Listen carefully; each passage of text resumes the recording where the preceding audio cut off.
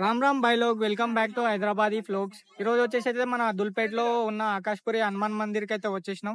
April 6 కి అయితే మన రామనవమి శోభయాత్ర జరగబోతుంది కదా. సో ఈ రోజు వచ్చేసి అయితే వాలంటీర్ మీటింగ్ అనేది జరగబోతుంది. సో 2024 కి 2025 కి ప్రికాషన్ అనేది తీసుకుంటున్నారు. సో శోభయాత్రలో మనకి వాలంటీర్స్ అయితే డిఫరెంట్ ఏరియాస్ నుంచి ఒక్కొక్కళ్ళని తీసుకుంటున్నారు అనమాట. ఇంకా కొత్త వాళ్ళు కూడా ఎవరైనా వాలంటీర్ జాయిన్ అవ్వాలనుకుంటే కూడా మనం వీడియోలో అయితే ఫుల్ వీడియోలో అయితే మెన్షన్ చేస్తున్నాము.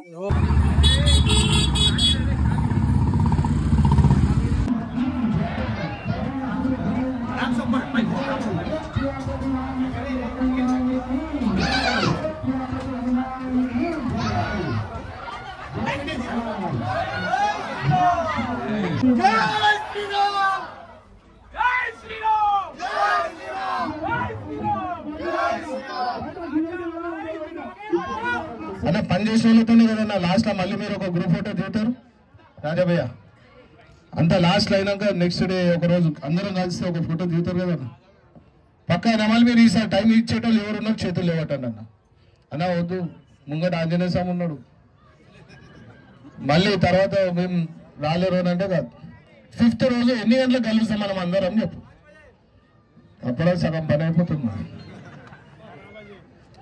2 బజే మనం ఏదో కలుస్తాం పక్కన 2 బజే ఒట్టి వచ్చి కింద మనకు అన్ని అరేంజ్మెంట్ చేసింది చిత్ర పడుకుందాం కావాలంటే అలా కొంచెం కామ్ అయితే డోలో కానీ దయచేసి ఎవ్రీ ఇయర్ లాగా మేము పాసుల గురించే ఉన్నాం అన్న మాకు పాస్ ఇయ్యలేడు నేను ఇయ్యనన్నా రాత్రి అంతా ఉంటేనే కదా పని చేసినట్టు తెలిసేది సేవ చేస్తున్నారు వాళ్ళకి ఇస్తేనే కదా కొద్ది పని అయ్యేది కలి పెట్టినాం భయ్యాకి ఆద్మీయే అమ్మియే కానీ అన్న పోలీస్ డిపార్ట్మెంట్ వాళ్ళు చేసే పని వాళ్ళు చేస్తున్నారు అన్న ఎంబడి టస్కర్ ఎక్కాలంటే 2 నిమిషాలు నాకు పడది ఈ రోజు వరకు ఒక ఫోటో చూసారు అన్న ఎంబడి నాకు టస్కర్ మీద ఎవరు చూసారు ఎక్కింది నేనా లేదా నాకు తెలిసే మేముండే ఏరియా కూడా కొద్ది వేరే ఏరియా కింద ఎందుకు ఉంటామనంటే దుష్ట శక్తులు ఎన్నో అన్నని ఏదో ఒకటి చేయాలని ఆలోచిస్తుంటారు డిపార్ట్మెంట్ వాళ్ళు వాళ్ళ పని చేస్తారు మన కళ్ళు ఒకటి మనం ఆడుతున్నాము జస్ట్ మనం ఎంజాయ్మెంట్కి వస్తున్నామా కాదు అన్న సేఫ్టీ కూడా చూడాలో వద్దా ఒట్టప్పుడు ఉంటే చూడు అన్న వాళ్ళు ఉన్నారు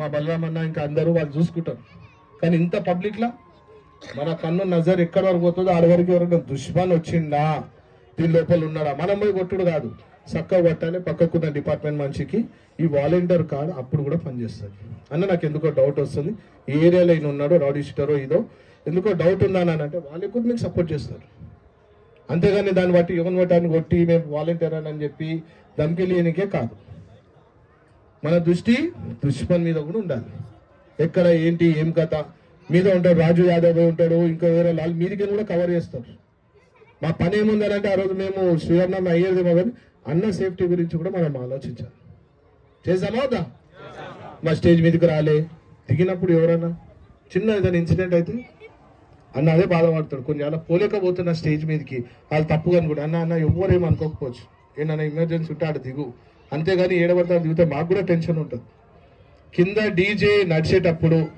ఎవరైనా కొట్లాడితే దాన్ని ఆపాల్సిన అవసరం ఎవరిది ఇది అంటున్నారు కానీ నేను చూస్తాను మీ ముంగట ఎవరైనా కొట్లాడినప్పుడు ఆపకపోతే పక్కా ఆపుతారా జర మనం కొట్లాడుకొని ఇజ్జత్ తీసుకోకండి సో మీరు ఒక నంబర్ రాసుకోండి 90143 02007 మళ్ళీ ఒకసారి చెప్తాను 901430207 వాలంటీర్గా మీ ఆధార్ కార్డు ఒక 2 ఫోటోలు 90143 మళ్ళీ 2007 మీ 2 ఫోటోలు ఆధార్ కార్డు కొద్ది మీ కింద కాంటాక్ట్ నెంబర్ రాసి తేజాచారి ఉన్నాడు ఆ అబ్బాయికి ఇచ్చేయండి ఆ రోజు వచ్చిన వాళ్ళకే ఇస్తా నెక్స్ట్ డే ప్రొద్దున వస్తే మాత్రం ఇయ్యం పక్క ఒక రోజు ముందు వస్తారు కదా గౌ మాతాకి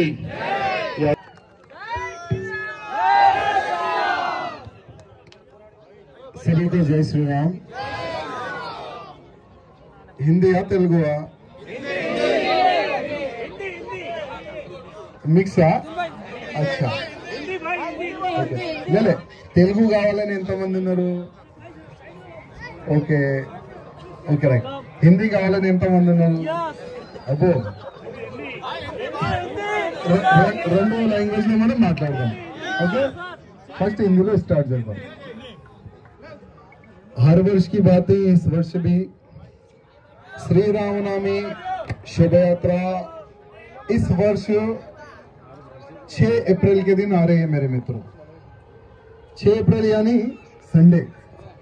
ये हमारे लिए एक बहुत ही अच्छी बात है कि भगवान श्री रामचंद्र जी इस बार रविवार के दिन जन्म ले रहे। तो इस वर्ष और भी राम भक्त आने का अंदेशा है, क्योंकि बहुत सारे जो जॉब करते हैं फैक्ट्रियों में हो या अलग अलग सेक्शन में हो तो उनको छुट्टी नहीं मिलती थी। तो इस बार संडे रहने के कारण, रविवार रहने के कारण बहुत बड़ी संख्या आने का भी अंदेशा है।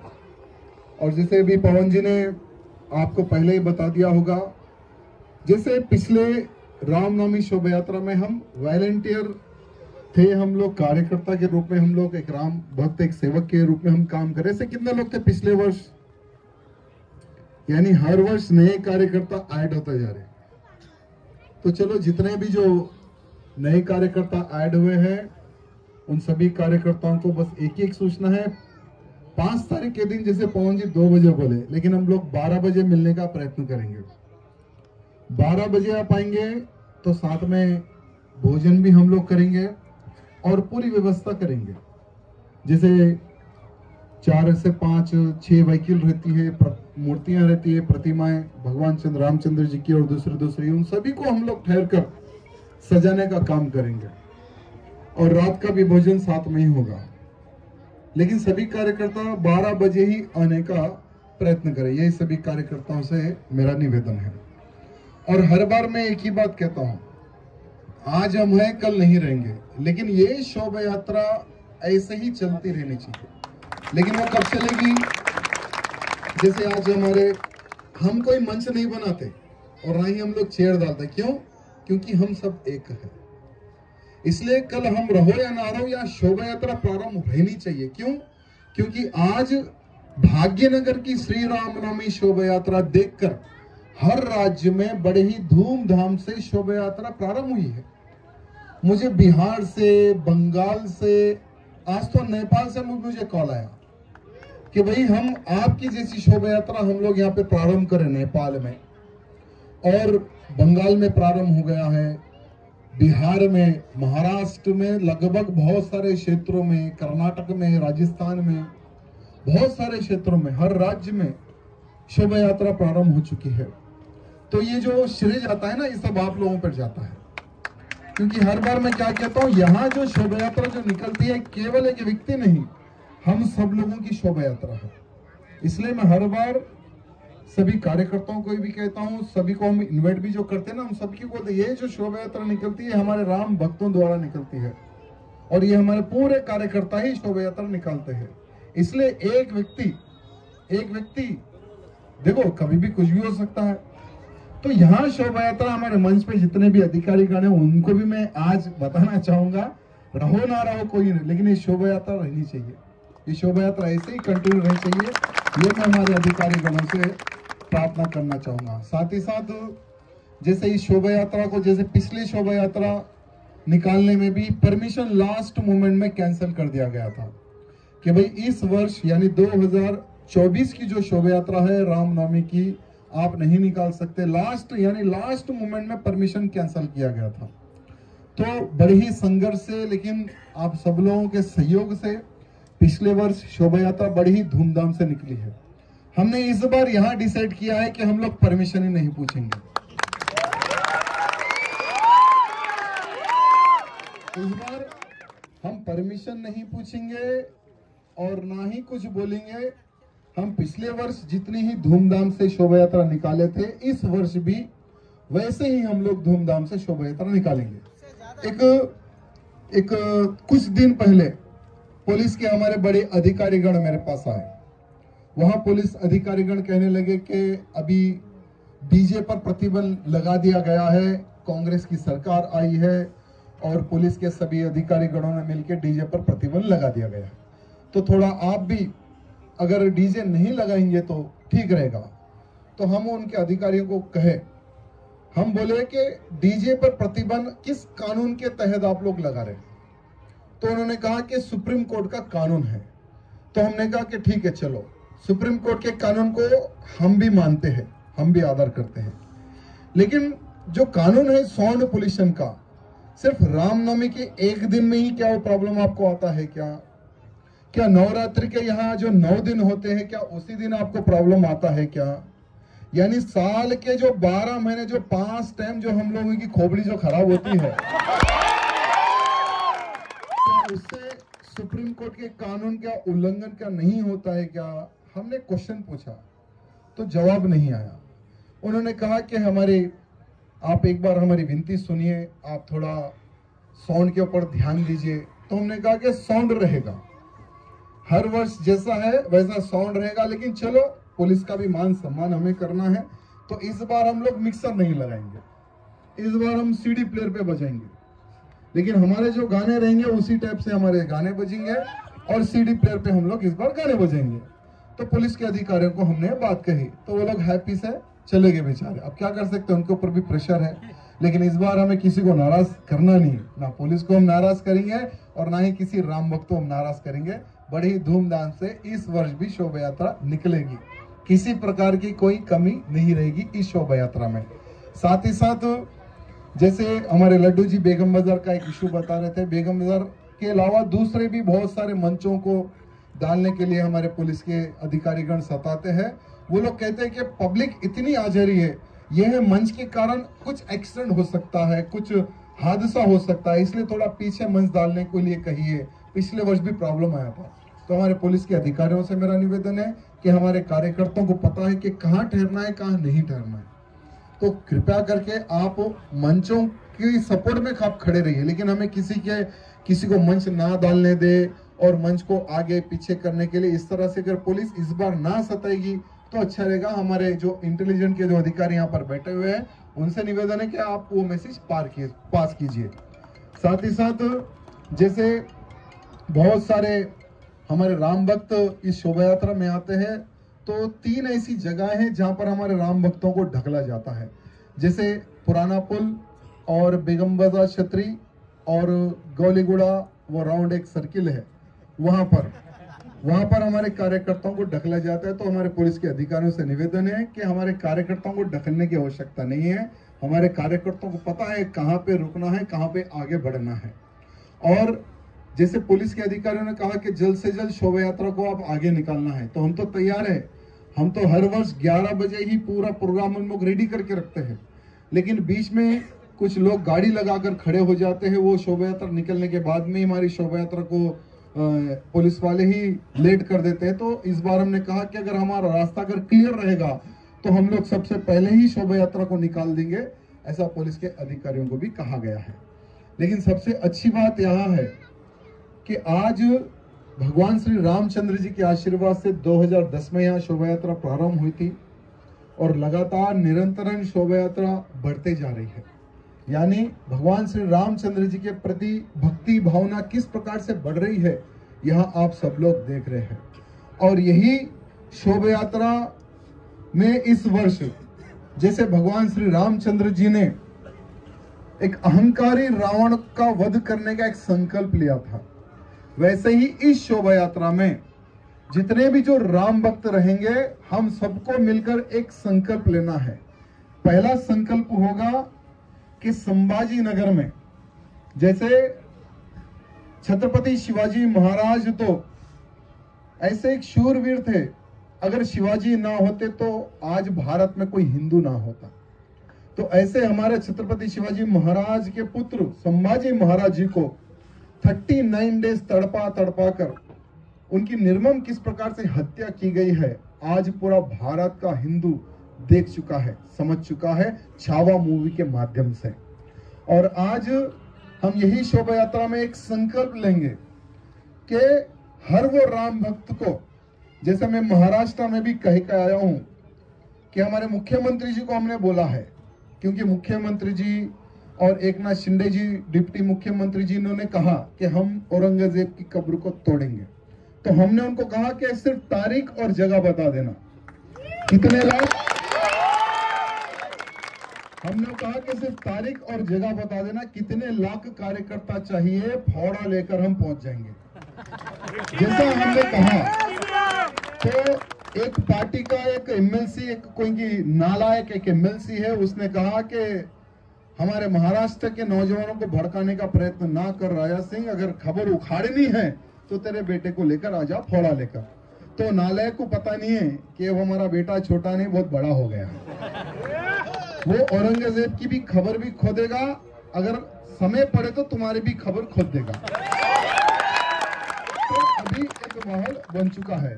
तो हम इस वर्ष श्री रामनवमी के शुभ अवसर पर एक संकल्प लेंगे कि औरंगजेब की खबर को उखाड़ने का एक संकल्प लेंगे। दूसरा संकल्प रहेगा कि अभी भारत एक गृह युद्ध की ओर बढ़ रहा है, क्योंकि भारत का आप सब लोग वातावरण देख रहे कि अब भारत हमारा हिंदू राष्ट्र की ओर बढ़ रहा है।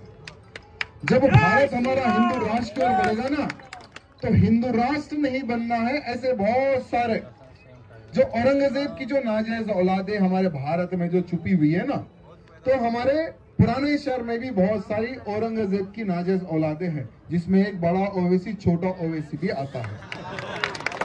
तो ये लोग क्या करेंगे कि हिंदू राष्ट्र ना बने, औरंगजेब की खबर ना खुदे, तो एक माहौल खराब करने का ये लोग प्रयत्न करेंगे। लेकिन जब भी हो, हमें अवसर पड़े तो सभी हिंदुओं को एक मंच पर आकर उन सभी दुष्ट शक्तियों को हमें जवाब देना है जो हमारे आड़े आएगी, या हिंदू राष्ट्र के आड़े हो या औरंगजेब की खबर उखाड़ने में हो। यह संकल्प भी हमें इस वर्ष लेना है। साथ ही साथ एक संकल्प ये भी हमें लेना है कि हर वो हिंदू हफ्ते में एक दिन हमारे धर्म का प्रचार करना है, अपनी बस्ती में हो, अपनी कॉलोनी में हो। क्योंकि देखो मित्रों, सिर्फ एक व्यक्ति कोई भी कार्य नहीं कर सकता। अगर हमारे 4 हाथ होंगे, अगर 12 हाथ होंगे, अगर लाखों हाथ होंगे ना, तो ज्यादा हम हमारे हिंदू समाज को सुरक्षित रख सकते हैं। तो इसलिए हर वो व्यक्ति अपने अपने कॉलोनी में, अपने अपने बस्तियों में, मुझे लव जिहाद के खिलाफ में खड़े होना है। लव जिहाद में किसी मेरी बहन बेटी को शिकार होने नहीं देना है। ये संकल्प अगर लेंगे, हफ्ते में एक दिन अगर हम डोर टू डोर का प्रचार करेंगे, तो बहुत सारे लव जिहाद के प्रति जो हमारी बहन बेटी जो शिकार हो रही है ना, उनको हम रोक सकते हैं। ये भी संकल्प हमें लेना है। साथ ही साथ और बहुत सारे कार्यकर्ता लोगों को अभी मैसेज नहीं पहुंचा है, तो आप सोशल मीडिया के माध्यम से अपने फेसबुक हो, इंस्टाग्राम हो या यूट्यूब हो, बहुत सारे कार्यकर्ता यूट्यूब में भी वीडियो हर वर्ष अपलोड करते हैं। तो यूट्यूब के माध्यम से भी, सोशल मीडिया के माध्यम से सभी कार्यकर्ताओं को आपको कहना है कि अधिक से अधिक संख्या में, ये हमारी रामनवमी है, हमारी शोभा यात्रा है, इसको सफल करने के लिए आइए, ऐसा एक आप सबको आह्वान करना है। और अगर किसी का कोई क्वेश्चन है तो मैं आंसर दूंगा। जैसे इस वर्ष, पिछले वर्ष का आप लोगों का अनुभव होगा, जो जो छोटी मोटी जो गलतियां होगी उसको हम किस तरह से सुधार सकते हैं, उस पर भी, उस विषय भी हम लोग चर्चा कर सकते हैं। और कुछ बोलना है कार्यकर्ताओं को, या कोई इशू मैंने क्या छोड़ा है, क्या कोई पॉइंट हो? ఇంకా ఏదైనా తెలుగులో అది ఒక 2 నిమిషాలు. ఇప్పుడు ప్రతి సంవత్సరం లాగా ఈ సంవత్సరం కూడా మీ అందరి సహకారంతోనే మనం ఈ శ్రీరామనవమి శోభయాత్రని ప్రారంభం చేస్తున్నాము. ఈ సంవత్సరం 6వ తారీఖుకి వస్తుంది సండే. చాలా అది మనకు లక్కీ డే అనుకోండి. అది ఈ సంవత్సరం కూడా లాక్స్ ఆఫ్ రామ భక్తులు మన శ్రీరామనవమి శోభయాత్రలో పాల్గొనికి వస్తున్నారు. కానీ ఈ శోభయాత్ర అంటే ప్రతి సంవత్సరం చాలా శాంతిపూర్వకంగా మన శోభయాత్ర మనం తీస్తున్నాం. ఎక్కడ కూడా చిన్న కొట్లాట కాకుండా మనం శోభయాత్రని తీస్తున్నాం. కానీ పోయే సంవత్సరం కూడా లాస్ట్ మూమెంట్ లో పోలీస్ అధికారులు మా పర్మిషన్ క్యాన్సిల్ చేసినారు. అనవసరం, అసలు ఎవరు మాట విని పోలీసులు మా పర్మిషన్ క్యాన్సిల్ చేసినారు అర్థమైతే లేదు. కానీ ఎంఐఎం ఆఫీస్ నుంచి వాళ్ళకి ఆర్డర్ వచ్చిందేమో, అందుకోసం శ్రీరామనవమి శోభయాత్రని పోయే సంవత్సరం వాళ్ళు క్యాన్సిల్ చేసినారు రైటింగ్ గా. కానీ ఈ సంవత్సరం మా పెద్దోళ్ళందరూ మనకు ఎందుకు అవసరం, పర్మిషన్ ఎందుకు మనకు, ఇది మన దేశం, ఇది మన హిందూ దేశం. మన హిందూ దేశంలో మన ఫెస్టివల్ మనకు జరుపుకోనికి, శోభయాత్ర తీయనికి ఎవరు పర్మిషన్ మనకు అవసరం లేదు. వితౌట్ పర్మిషన్ ఈ సంవత్సరం మనం శోభయాత్ర తీస్తాం. మా అధికారులు చెప్తున్నారు, అందుకోసం ఒక్క పర్మిషన్ కాపీ కూడా మనం పెట్టలే. ఈ సంవత్సరం వితౌట్ పర్మిషనే మనం శోభయాత్ర తీస్తున్నాం. అదేవిధంగా ఈ శోభయాత్రలో మనం ఒక సంకల్పం తీసుకుందాం. ఇప్పుడు మహారాష్ట్రలో ఔరంగజేబు సమాధి ఉన్నది. ఆ సమాధిని కూల్చనికి మహారాష్ట్ర హిందువులు రెడీ ఉన్నారు. ఒకవేళ అవసరం పడితే మన తెలంగాణ నుంచి కూడా లాక్స్ ఆఫ్ రామ భక్తులు మనం మహారాష్ట్ర వెళ్దాం, సంభాజీ నగర్ వెళ్దాం, అదే ఔరంగజేబు సమాధిని కూల్చేద్దాం. ఎందుకంటే ఆ ఔరంగజేబు సమాధి మన భారతదేశంలో ఎక్కడ కూడా ఉండకూడదు. ఆ సమాధిని తీసి ఏదైనా సముద్రంలో మనం పాడేద్దాం. ఆ ఒక్క సంకల్పం మనం తీసుకోవాలి. అదేవిధంగా భారతదేశాన్ని హిందూ రాష్ట్రం మనం ఎట్టి పరిస్థితుల్లో చేస్తున్నాం. ఎందుకంటే నెక్స్ట్ ఈ ఎలక్షన్ అయిపోయింది కదా, మూడోసారి ప్రధానమంత్రి మోదీ గారు అయిపోయినారు కదా. ఇప్పుడు మోదీ గారికి మనం చెప్తాం, మోదీ గారు 4వ సారి మీరు ప్రధానమంత్రి అవుతున్నారు, కానీ మీ ఎలక్షన్ మేనిఫెస్టోలో ఒక అంశం పెట్టండి, కాశీ మథుర, దాని తర్వాత భారతదేశం హిందూ రాష్ట్రం చేస్తాం. అది కూడా మేనిఫెస్టోలో వేస్తే చాలా బాగుంటుందని మనమందరం సోషల్ మీడియా పరంగా మోదీ గారికి రిక్వెస్ట్ చేస్తున్నాం. ఎందుకంటే వచ్చే ఎలక్షన్ నేను ఛాలెంజ్ చేస్తున్నా, వచ్చే ఎలక్షన్ కాశీ మథుర హిందూ రాష్ట్రం దానిపైననే జరుగుతుంది. మీరు చూస్తారు, అందరు కూడా చూస్తారు. అదేవిధంగా ఇవాళ ఒక అయోధ్య అంటే అయోధ్యలో భవ్యమైన రాముడి గుడి కడితేనే ఈ ఔరంగజేబు కొడుకులు, ఆ బాబర్ కొడుకులు పరేషాన్ ఉన్నారు. ఇప్పుడు ప్రారంభమైంది రామ మందిరం తర్వాత కాశీ మథుర కాశీ ఏది ఇప్పుడు మా కార్యకర్తల గురించి ప్రతిసారి హిందీలో పాటలు పాడతానండి. కానీ అంటే పోయే సంవత్సరం తెలుగు తీసినాం. ఆ తెలుగు పాట పాడడానికి నాకు 5 days పడింది తెలుసా. 5 days అది మ్యాచ్ అయితే లేదు, కానీ ఎట్టి పరిస్థితుల్లో తెలుగు తీస్తా అని అప్పుడు సంకల్పం తీసుకున్నా. ఇప్పుడు జస్ట్ 2 days లోనే ఆ పాట కంప్లీట్ చేసిన ఈ సంవత్సరం. ఇప్పుడు మన ఈ మీటింగ్ అయిపోయిన తర్వాత మా అర్జున్ గారు ప్లే చేస్తారు. ఇంకోటి ప్లే చేస్తా, ఎందుకు భయపడుతున్నా? పక్కా పక్కా పక్కా పక్కా పక్కా. और कोई ప్రతిసారి మన మత మార్పిడి కోసం క్రైస్తవులు కూడా మనకు ఒక శత్రువులుగా మారుతున్నారు. వాళ్ళ గురించి కూడా 2 మాటలు మీరు మా శోభయాత్రలో మాట్లాడాలని మనస్ఫూర్తిగా కోరుకుంటారు. ఇది మీరు రాసుకోండి, ఇది కన్వర్షన్ గురించి. ఎందుకంటే చాలా వరకు మన పేద ప్రజలను టార్గెట్ చేసుకుంటా మనం అది వేరే టార్గెట్ చేసుకుంటే వీళ్ళు వేరే విధంగా టార్గెట్ చేసుకుంటాం. ఒకప్పుడు అంటే 2014 కైనా ముందు విదేశాల నుంచి చాలా ఎక్కువ డబ్బులు వచ్చేది మన భారతదేశంలో కన్వర్షన్ గురించి. కానీ 14 తర్వాత ప్రధానమంత్రి మోదీ గారు ఏం చేశారంటే అన్ని విదేశాలు ఫండ్ భారతదేశంలో వచ్చి మొత్తం బ్రేక్ చేస్తారు. దాదాపు 70% కన్వర్షన్ ఆగిపోయింది, కానీ ఇంకా 30% కూడా నడుస్తుంది. దాని కూడా ఆ పనికి మనం ఈ శోభయాత్రలో మాట్లాడదాం.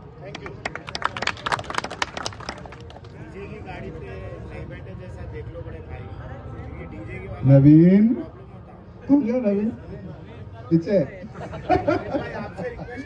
नहीं, इस बार नवीन को क्या करेंगे, डीजे के वहीं खड़े करेंगे, किसी को ऊपर नहीं चढ़ने देने के लिए.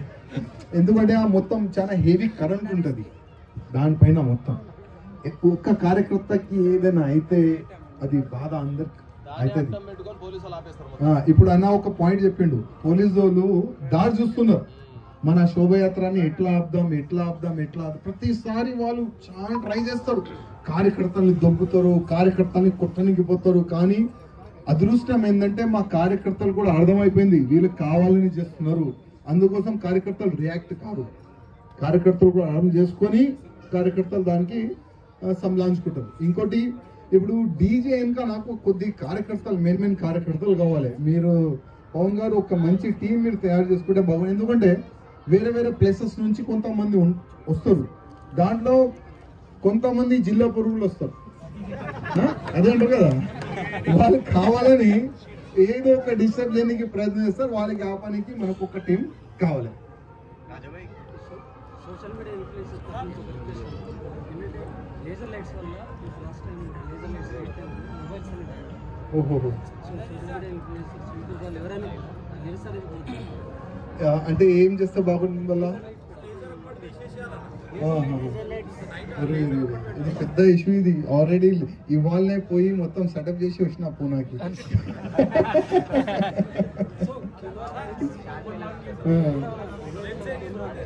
లే ఒక పని చేయండి, మా యూట్యూబ్ కార్యకర్తలకి అందరికి రిక్వెస్ట్, ఇప్పుడు 6th వరకు అయితే లేజర్ లైట్లు చాలు కాదు, మనం 6 తర్వాతనే స్టార్ట్ చేస్తాం. దాదాపు 6th అంటే బేగం బజార్ ఛత్రి వరకు మనం వచ్చేస్తాం. అప్పటి వరకు మీరు కొద్దిగా చూసి వాడుకోండి. దాని తర్వాత లేజర్ లైట్, ఎందుకంటే లేజర్ లైట్ అంటే కూడా కొద్దిగా కార్యకర్తలు దాంట్లో ఎంజాయ్ చేస్తారు. మా కార్యకర్తలు అది కూడా చాలా మంది కార్యకర్తలు డిమాండ్ వల్లనే లేజర్ పెట్టినాం మనం, లేకపోతే ఎప్పుడో క్యాన్సిల్ చేసేది. కొద్దిగా వీడియో తీసే ముందు కొద్దిగా అది జాగ్రత్త పడితే బాగుంటుంది. धन्यवाद मेरे को अवसर देने के कहाँ से आप? मैं सिकंदराबाद से। ओके, मैं एक दरख्वास्त करना चाहूँगा, मैं एक रिक्वेस्ट कर रहा हूँ हाथ जोड़ के कि ये मैसेज मैं ऑलरेडी एक बार पहुँचाया, आई एम श्योर वो अब तक आ गया होगा और आगे भी जाएगा। बट ये जो अपने रैली में जो भीड़ भाड़ में जो चोरियाँ हो रहे हैं, मोबाइल से लेके अंगूठी से लेके चेन से लेके सब अपने वाले हैं, तो उनका नुकसान ना हो, इस वजह से मैं ये बात उठा रहा हूँ। समझिए आपकी बात। देखिए, पिछले साल लगभग 300 मोबाइल चोरी हुए. పోయే సంవత్సరం 300 పైన మొబైల్ దొంగతనమైంది శ్రీరామనవమి శోభయాత్రలో. మేము పోలీస్ అధికారులు కూడా రిక్వెస్ట్ చేస్తున్నాము, కొద్దిగా ఈ దొంగలు ఎవరు ఆల్రెడీ మీ దగ్గర లిస్ట్ ఉంటుంది. శ్రీరామనవమి రోజు ఆ దొంగలకి పోలీస్ స్టేషన్లోనే పెట్టాలని నా పోలీస్ అధికారులకి రిక్వెస్ట్. అదేవిధంగా పెట్టాలి లోపల. ఇప్పుడు రంజాన్ ఉంటే హిందువులు రౌడీ షీటర్ని లోపల పెడతారు. ఏదైనా మన గణేష్ ఫెస్టివల్లో మన హిందువులు రౌడీ షీటర్కి లోపల పెడతారు. ఇప్పుడు మా శ్రీరామనవమి శోభయాత్రలో ఆ దొంగలకి ఎందుకు ఫ్రీ ఇడుస్తారు? వాళ్ళు కూడా 1 డే గురించి పోలీస్ స్టేషన్లో కూర్చొని పెడితే చాలా బాగుంటుంది. ఎందుకంటే అట్లాంటి హిందువులు మనకు అవసరం లేదు, అట్లాంటి హిందువులు మాకు అవసరం లేదు.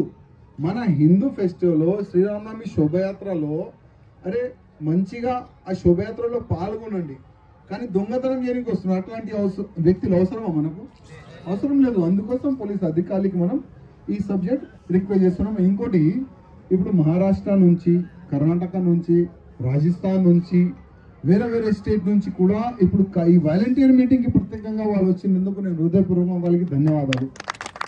जैसे बहुत सारे कार्यकर्ता महाराष्ट्र, कर्नाटक, राजस्थान से भी आए हुए, छत्तीसगढ़ से भी आए हुए, जितने भी कार्यकर्ता जो बाहर से आए इस वॉलंटियर मीटिंग में, जितने भी आए उनका बहुत बहुत धन्यवाद. ओह, गुजरात से आए, बहुत सुंदर. अब आप रहेंगे रामनवमी तक? रामनवमी तक कंटिन्यू किया. अरे वाह, बहुत अच्छे. बिलोली आपको एक बार आने नहीं दिए थे, लेकिन आप एक बार जरूर आना. एक बार आपको रोके थे. जैसा मैं बिलोली का प्रोग्राम देता हूँ ना, प्रोग्राम लगाने वालों को पुलिस वाले अंदर डाल मेरे को. और एक लास्ट टाइम मैंने देखा अपना जो जहाँ पे वो मस्जिद के सामने अपना गाड़ी रुकता है ना, वहाँ पे मैंने एक चीज नोट किया कि आई थिंक 4-5 लोग ऐसे मुस्लिम पीपल्स थे जो टोपी पहन के जानबूझ के, जैसा आपने उसमें मेंशन किया जाता है कि वो दिन खास करके ध्यान रखना है कि ये चीज की प्रॉब्लम ना हो. बट मैंने ये चीज नोट किया था क्योंकि मैं वहाँ पे खड़ा था सत्यनारायण स्ट्रीट के बाहर. 4-5 मुस्लिम लोग टोपी पहन के था, वो लोग हिंदू को जानबूझ के छेड़ रहे थे. वो किसके लिए? इसके लिए ताकि वो कुछ ना कुछ प्रॉब्लम्स हो, फाइट्स हो. ये चीज ये जो चीज है वो मेरे साथ हुई है. मतलब 4-5 लोग ऐसे जो थे मुस्लिम लोग, वो जानबूझ के मेरे को छेड़ना. अब मैं वो टाइम पे ऑलरेडी समझ गया था कि अगर मैं कुछ भी इनको मारूंगा करूंगा. यूं करना था, कार्यकर्ता आ जाओ वो तो काम होता था.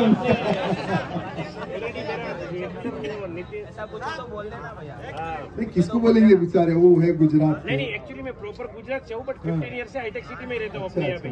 तो एक काम करेंगे, उस दिन किसी का नंबर भी आपको नहीं दे सकता हूँ, क्योंकि उस दिन सभी कार्यकर्ताओं के मोबाइल की बैटरी भी खत्म हो जाती है, वीडियो निकालते करेंगे. वो एक पॉइंट अपन नोट करेंगे. और एक कार्यकर्ताओं से एक रिक्वेस्ट है, देखिए हमारी जो श्रीरामनवमी शोभा यात्रा है वो एक बहुत ही पवित्र शोभा यात्रा है. लेकिन कोई भी जैसे होता है ना, जैसे मैंने कहा कि कुछ लोग होते हैं जो रामनवमी शोभा यात्रा को खराब करने का प्रयत्न करते हैं. लगभग 99% लोग उनको पता है कि शोभा यात्रा में किस प्रकार से आना है, लेकिन 1% लोग जो शराब पीकर आते हैं ना उन पे थोड़ा ध्यान देना। उनका एक फोटो खींच लो आप लोग, फोटो खींच के हमें व्हाट्सअप कर देना।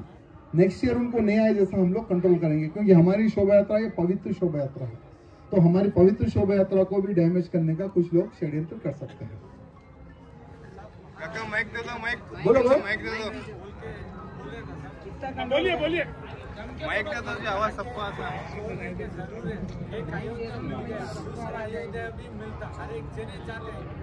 हिंदू वाले बहुत रेडी है। पक्का सर तुम बोल रहे ना दारू बंद करने के लिए, नहीं उस दिन वो दिन पहले 3 दिन पहले बंद करना चाहिए, उसको डिफरेंस नहीं है। 10% जो बोलेगा उसको जेल में डाला।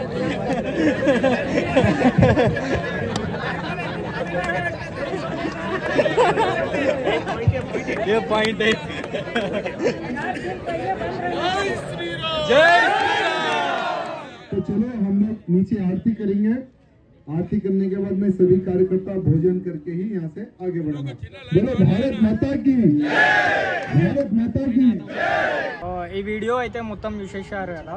సో ఈ ఏప్రిల్ 6 రామనవమి శోభాయాత్రలో ప్రతి ఒక్క హిందూ పాల్గొనాలని కోరుకుంటూ, అట్లనే మనకి కొత్త వాలంటీర్స్ అయితే కావాలి, ఎందుకంటే చాలా జాగ్రత్తలు తీసుకోవాలి। ఈసారి అయితే పోలీస్ పర్మిషన్ కూడా తీసుకోవట్లేదు। సో రామనవమి శోభాయాత్రలో ప్రతి ఒక్క హిందూ జాయిన్ అయ్యి సక్సెస్ఫుల్ చేద్దాం। జై శ్రీరామ్।